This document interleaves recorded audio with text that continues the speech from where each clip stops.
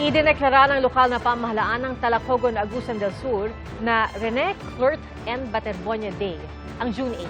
Araw po ng pagkamatay ni na Baterbonia at Divine Adili sa team building activity ng Ateneo Men's Basketball Team sa Aurora.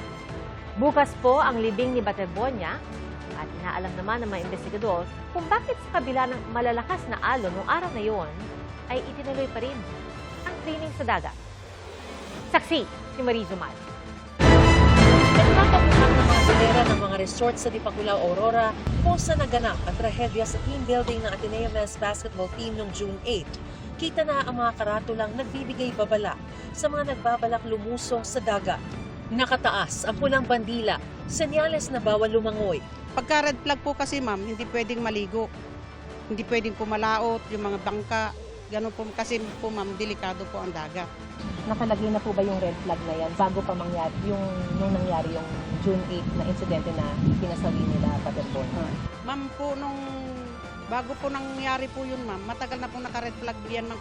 Nagtungong Dipakulaw ang mga tauhan ng CIDG Forensic Group, Aurora Police, Police Regional Office 3 at MDR-RMO para sa reconstruction o reenactment sa pagkalunod ni Rene Baterbonia at Divine Adili. Itinaon po ng mga investigador yung isinasagawa nilang reenactment sa mismong oras na mangyari yung insidente ng pagkalunod para raw maikumpara o makita nila yung mas malaking larawan kung gaano daw talaga katindi yung mga alon, kung gaano kataas yung tubig noong mga panahon na yon. Ang problema, ayon sa mga ekspertong ating napagtanungan, low tide po sa mga oras na ito. Hindi katulad noong June 8 nung mangyari yung insidente na papataas na talaga yung tubig at matindi na rin daw yung alon dahil pa-high tide na noong panahon na yon. The statement of our client is focused on their personal knowledge on the facts and circumstances surrounding the Ateneo booking and their activities, but they have limited knowledge as to the exact nature of the activities. Our client only knows that it's a team building activity. Dalawang mahalagang elemento rin daw ang tinitignan ngayon ng mga investigador. Una, kung bakit hindi na lang ginamit ang swimming pool na hanggang 5 feet lang ang lalim. Lalo't SOP daw sa aquatic training na isagawa ang drills sa isang controlled environment. At pangalawa, bakit isinagawa ang drill sa dagat nung mag-high tide na ng alas 2:40 ng hapon? Sabi ng mapagkakatiwala ang source, dahil dito, tumitibay raw ang ebidensya nila na nilabag ng coaching staff ang Anti-Hazing Act, kung saan nakasaad na maituturing na hazing ang sapilitan o tahasang exposure to weather.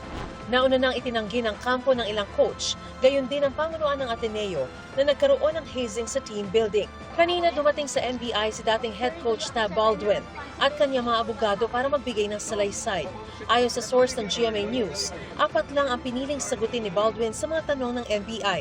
Pagkatapos ay nagsumiti na siya ng sworn affidavit. We come before this office in the spirit of full cooperation, in full compliance with this agreement, and in order to shed light on the incidents of June 8, 2026. Ayon sa NBI, tapos na ang kanilang autopsy sa mga labi ni Baterbonia at Adili.